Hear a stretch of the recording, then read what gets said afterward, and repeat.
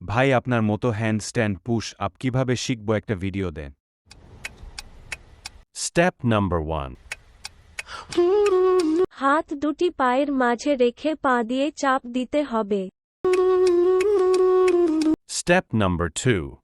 এভাবে 15 সেকেন্ডের বেশি সময় ধরে রাখার চেষ্টা করতে হবে। Step number 3। শুরুতে দেয়াল এবং মাথার সাহায্যে চেষ্টা করতে হবে। Step number 4।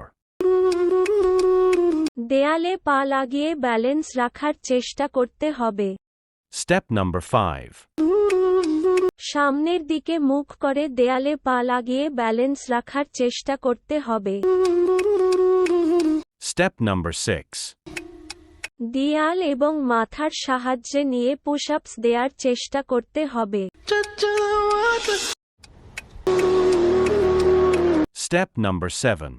হ্যান্ডস্ট্যান্ড পুশ আপস শিখার ক্ষেত্রে এটি খুবই গুরুত্বপূর্ণ পুশ আপস। Step number 8। দেয়ালের সাথে পা লাগিয়ে পুশ আপ দেওয়ার চেষ্টা করতে হবে। Step number 9।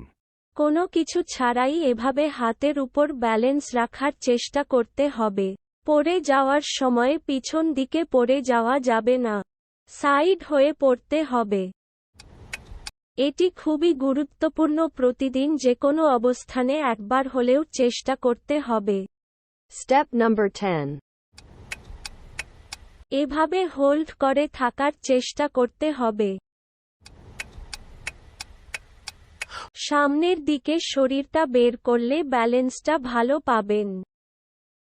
Step number 11. সামনের দিকে মুখ করে দেয়ালের সাথে পা লাগিয়ে পুশ আপ দেওয়ার চেষ্টা করতে হবে। Step number 12. প্রথম দিকে একটা দুইটা হবে, এতে হতাশ হওয়া যাবে না। চেষ্টা জারি থাকলে খুব শীঘ্রই খুব ভালোভাবে হ্যান্ডস্ট্যান্ড পুশ আপ দেয়া শিখে যাবেন 3 মাসের মধ্যেই। আমার হ্যান্ডস্ট্যান্ড পুশ আপ দেয়া শিখতে 6 মাসের মতো সময় লেগেছিল।